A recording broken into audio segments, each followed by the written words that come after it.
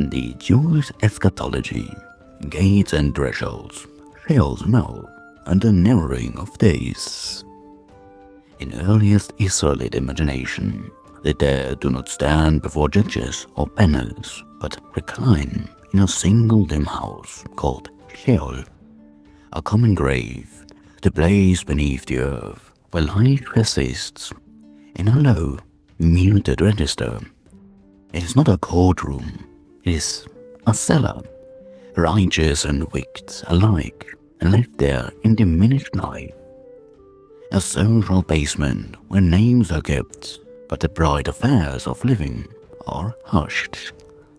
Imagine a long table set for supper and everyone politely ignoring the main course. That is Sheol's turn. Because Sheol is undifferentiated, much of the living's work is domestic and practical. Burial practice, epitaphic naming, and communal lament are the household technologies that open the scene. Tombs carved into rock, family plots on a hillside, the recited name at the grave become the receipt that bind the deceased to memory. A mourner's lament is not mere emotion, it is the community's bookkeeping. Say the name, tend the tomb, bring the food. These small acts are the ritual valves that keep the dead legible to the living and keep the soiled address book in order. Now, time and prophecy gradually reframe the thresholds. Where early texts leave the dead in a timeless cellar, later prophetic visions fill the scene with signs, birth pangs, cosmic upheavals, and the day of the Lord become temporal gates that can open or close the realm of souls. Eschatology introduces calendars and portents. The future may rewrite the map, and the dead's location becomes a function of a larger announced time. The narrowness of days, the idea that the world will be punctured at a particular hour, gives threshold a schedule. So it is less "you've misplaced the key" than "the gates will be opened at the precise minute. Please be on time." This developmental arc matters because it shifts responsibility. In a flat shell, the living's duty is maintenance, remembering, provisioning memory, keeping a tomb tidy. As eschatology thickens, the community accepts an extra task. Watchfulness for signs, moral readiness, and participation in a prophetic timetable. Lament and libation are complemented by prayer, ethical reform, and ritual readiness for the end-time sequence. The scene is now both place and calendar. The door remains where it was, but a trumpet may soon schedule its opening. Now, Sheol is cellar, dim, common, undifferentiated. Tools and epitaphs as domestic paperwork, prophetic signs as clock notifications, the narrowing of days as a new timetable for passage. Modest ritual upkeep on the one hand, and on the other, a later theology that insists the world will be punctured by a scheduled event that reframes the dead's residence into preparation for judgment or restoration. So, finally, keep the tomb tidy and mind the calendar. Early practices teach communities how to keep memory current by small, repeated acts. Later visions teach them to be attentive to signs and to live as if the sea might open tomorrow.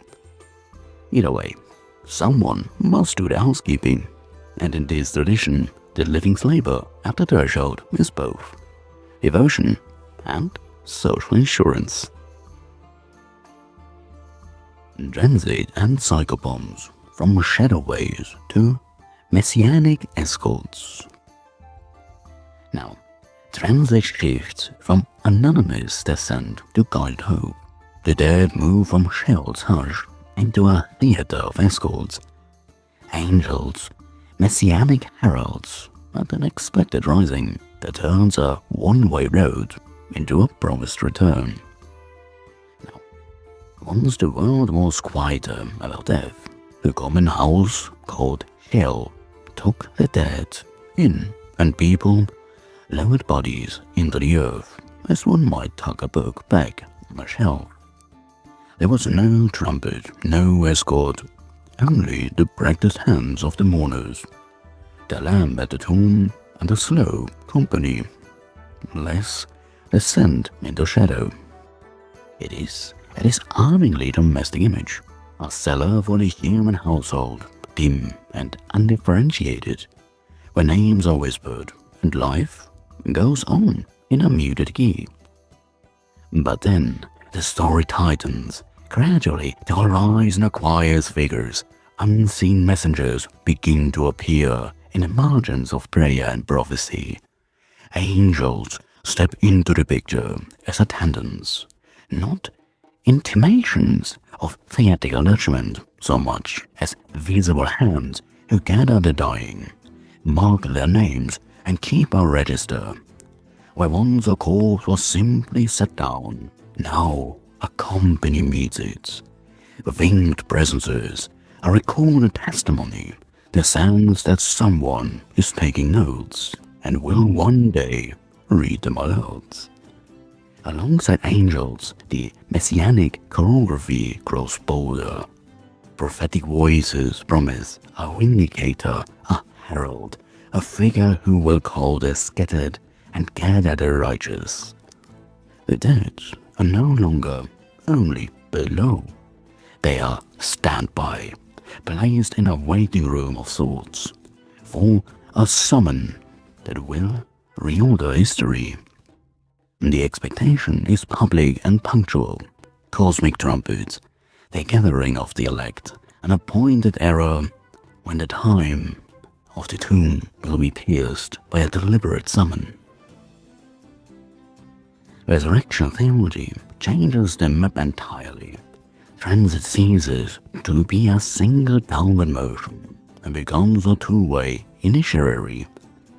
Descent that anticipates ascents.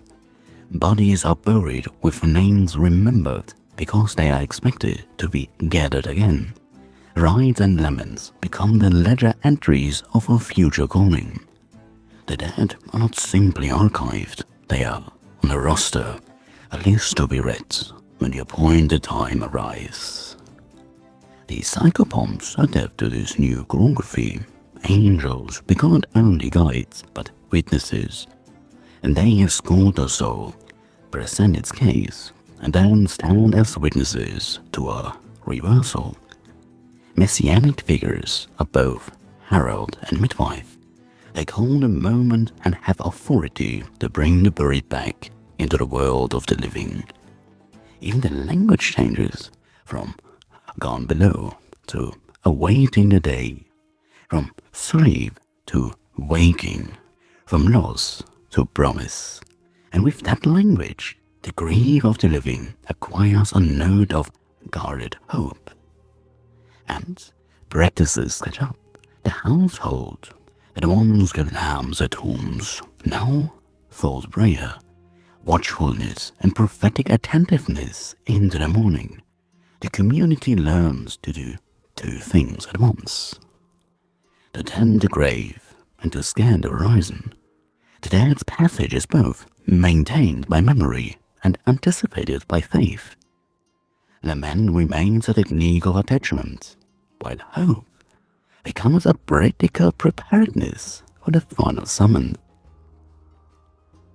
The result is a transit that is dramatic but not vertical, less gladiatorial parades and more a solemn civic muster. The dead are gathered not as trophies but as citizens called home, escorted, witnessed, accounted for. The psychopompic economy, once anonymous and domestic, becomes an administrated hope. Angels take the notes, messianic hands sound the roll call, and the tomb is no longer only a place of ending, but a waiting room, keys to a promised morning. God and Inhabitants, the divine throne room, books, and the company of the just.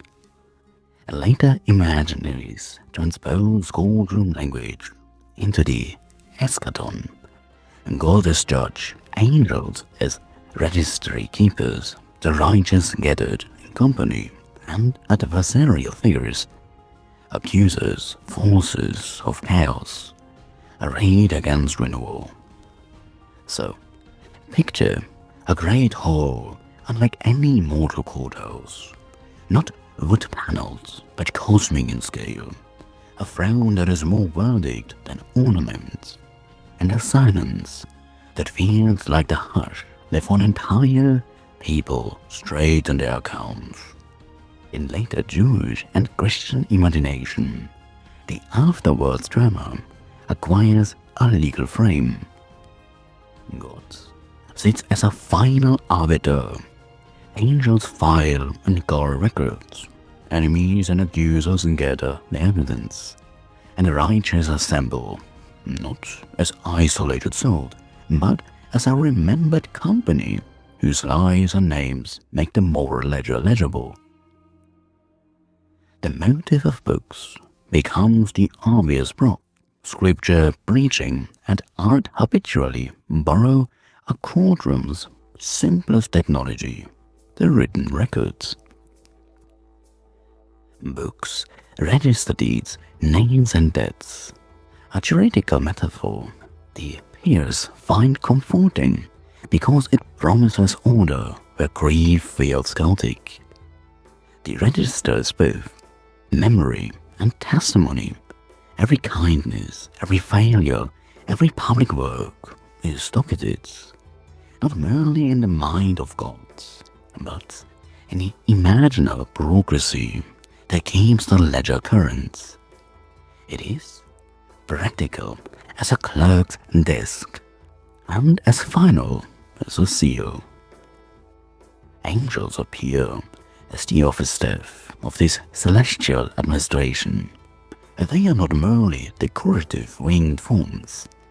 They are clerks, heralds and witnesses, those who open the books, blow the summons, and present the case.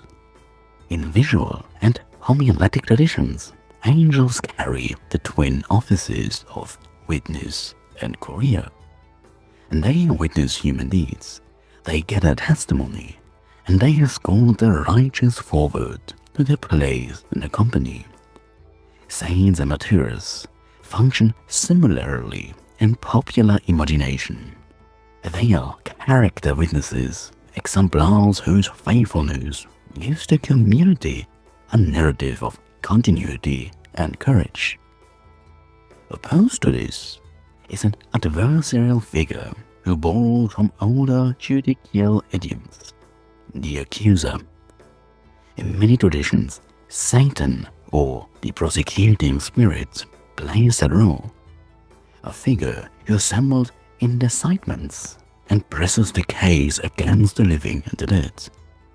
Demonic motives persist as the foil in the drama, not merely theatrical villains, but participants who force the community to rehearse a theology of vindication and mercy. The courtroom is therefore less a static altar than a contested stage where accusation and advocacy meets. The company of the redeemed is central to the scene. Eschatology gathers martyrs, the righteous of the nations, the remnants, and those who upheld covenantal duties into a social body. Salvation here is recognizably civic. It preserves kinship ties, consolidates communal memory, and reaffirms obligations. The righteous are not metaphysical isolates. They form a core of testimony, a civic roll call whose authority underwrites the social claims of descendants, communities, and cities. The fate of one is not only private, it resonates across family and polity. This juridical elimination performs social work by stating judgment as a public, accountable procedure. Communities teach practical ethics. The courtroom image instructs: keep your household's accounts in order, give the poor, honor oaths, and repair injuries. Because such acts will be recorded and read in a setting where memory matters. The motive of books makes morality measurable. The presence of witnesses makes charity public.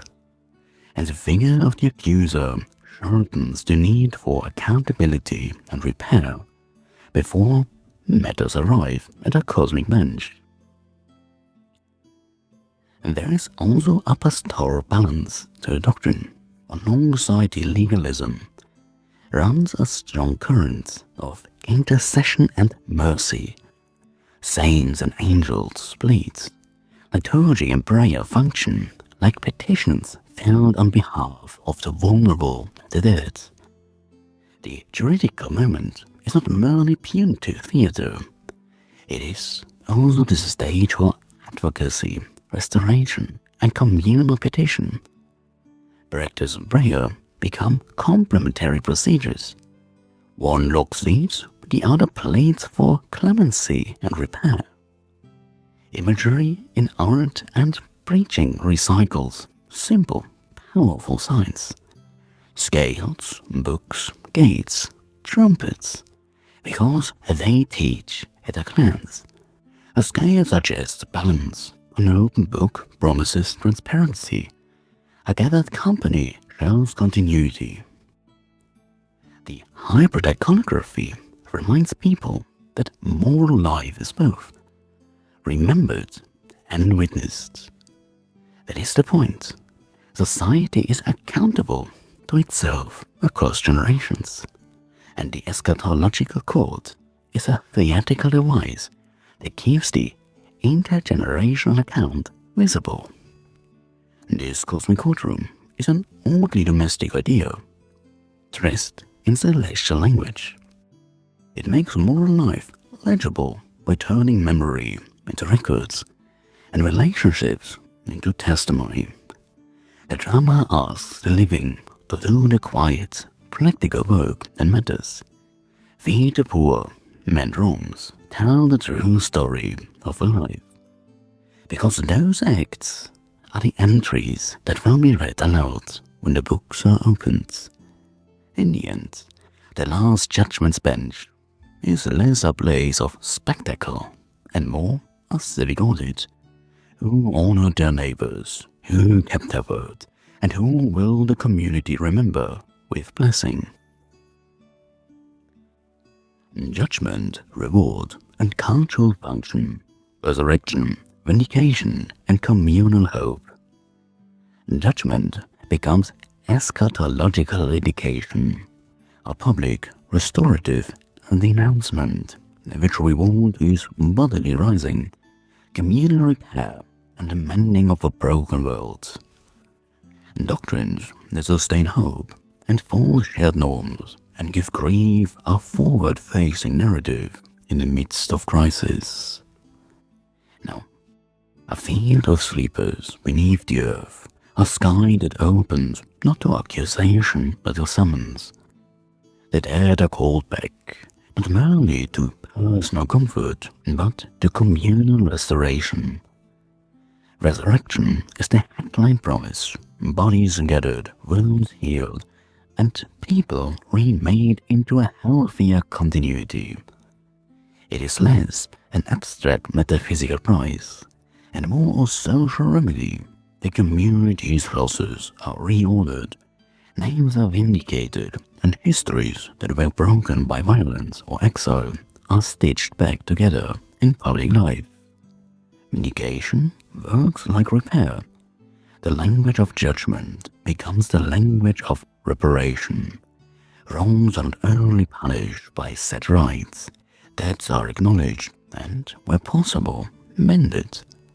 punitive imagery sits beside purgative images, a process that cleanses and restitutes rather than a theatre of eternal scorn. Where the living have been wronged, eschatology promises a reckoning that issues incorrect testimony and restored standing, so that memory's ledger is balanced and the community's narrative is smoothed into a usable past. Ethics gains theatrical reinforcement. Eschatological doctrine teaches endurance, vitality, and mutual care by promising that present suffering is not meaningless. The prospect of being gathered with the faithful, of one day standing in a renewed order, supplies practical incentives. Keep covenant, feed the poor, bear witness under persecution. The moral pedagogy is convincing because it ties behavior to visible communal consequences. Reputational capital that outlives the current crisis, and because it gives courage a story rather than a mere aphorism. Now, liturgical and memorial practice are the living's way into this verdictal economy. Prayers for the dead, commemorative liturgies, and intercessory rites are not ornamental. They are participatory labor in the community's common accounts. By singing, praying, and maintaining memorials, the living are actively enrolled in the process of vindication. They take names for resurrection, rehearse the memory that will count in the final assembly, and practice the habits of care that the eschaton will consummate. Liturgy thus functions as both rehearsal and evidence. The doctrine's cultural function is consolatory and organizational. In times of persecution, exile, or collective trauma, eschatology works as social medicine. It supplies a narrative frame that transforms victims into future witnesses, dispossession into promise, and bereavement into moral testimony.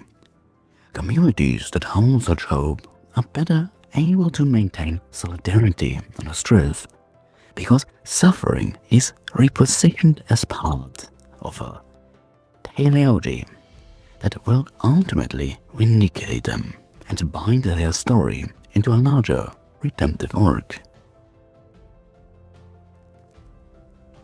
Resurrection imagery is careful and bodily. The hope is not merely spiritualized survival, but the restoration of personhood. Memory, identity, and social relationships returned in a shared register.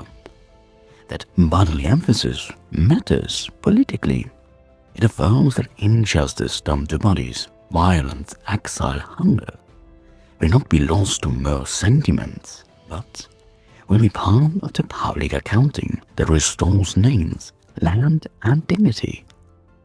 The imagery, therefore, tends toward the concrete.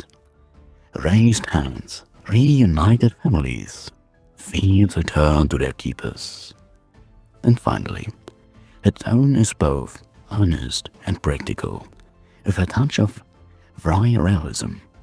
Eschatological promises comfort, yeah, but they also demand work.